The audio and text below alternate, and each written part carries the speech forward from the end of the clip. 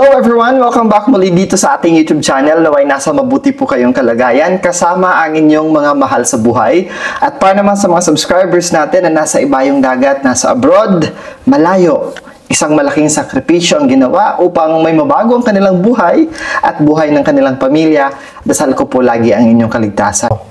Pig, 1923, 1935, 1947, 1959, 1971, 1983, 1995, 2007, and 2019.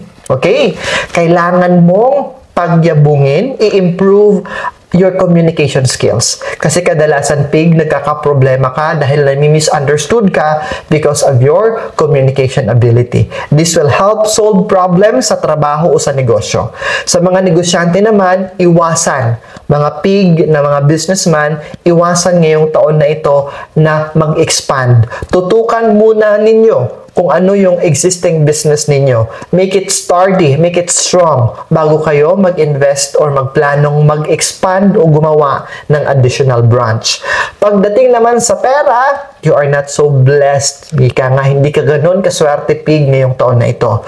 So, kailangan mong maghanap ng other source of income, just like a part-time job, or for you to not so dependent sa nag-iisa mong source of income and para meron kang maitatabing pera. Making effort to improve goodwill, magandang relasyon, magandang pakikisama will help para sa mga businessman na maraming customer ang lalapit, maraming supplier ang magtitiwala.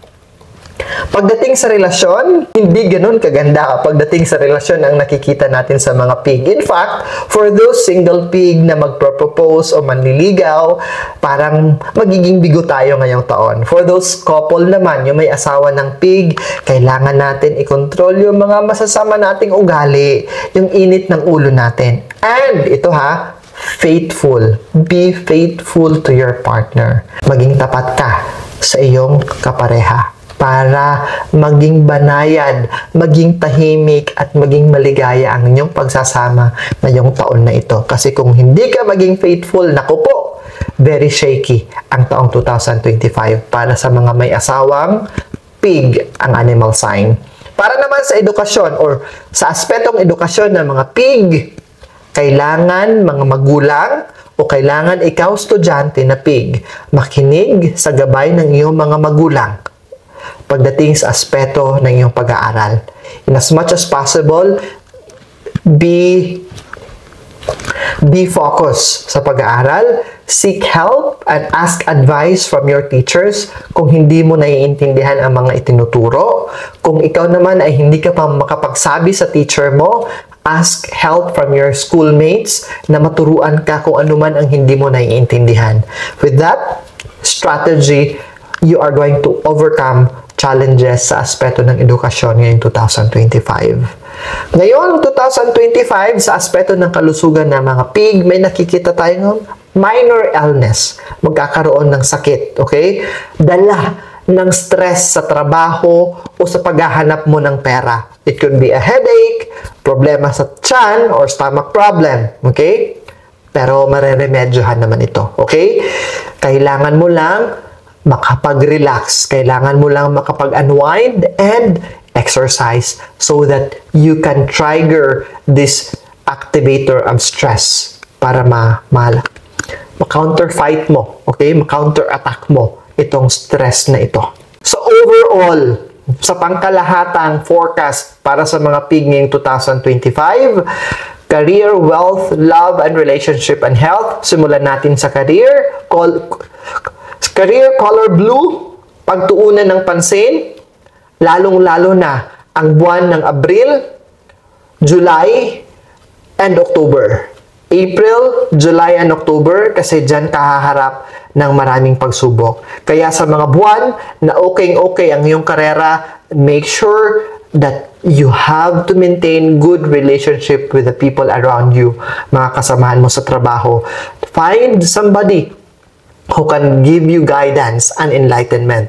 Pagdating naman sa pera, kaya hindi dapat waldas ang mga Pig ngayong taon na ito, pinapayuhan ng mga Pig na maghanap ng extra source of income. Dahil ang mga buwan na ito, hindi maganda or haharap ka ng pagsubok sa pera o pananalapi. Abril, Mayo, and November. That's April, May, and November. Haharap ka ng malaking pagsubok pagdating sa pera o kayamanan. Pagdating naman sa pag-ibig at relasyon, uulitin ko, be faithful, find time with your partner. Haharap ka ng pagsubok or malaking pagsubok o problema sa aspeto ng relasyon sa buwan ng July, and October. In fact, it's akyat baba siya, akyat baba kung nakikita ninyo. So, although sinabi kong July and October, pero may mga buwan talaga na magkakaroon kayo ng hindi pagkakaunawaan. Pag-usapan. Yan ang keyword at yan ang maipapayo ko. Pag-usapan anumang problema ang meron kayo. Pagdating sa kalusugan na napakahalaga, if you are going to take a look and say from January down to March, pabagsak siya.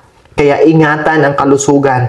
Baka na-enjoy mo masyado yung mga healthy food sa holiday, Christmas and New Year holiday. Darating pa yung Chinese New Year, darating pa yung mga festival, darating pa yung Valentine's. Nako, bawas-bawasan ang sobrang sugar, sobrang taba, sobrang salt. Okay? Kasi maaapektuhan ka on the month of March. Ingatan ang iyong katawan sa mga buwan at ihanda ang iyong sarili on the month of March, July, and December.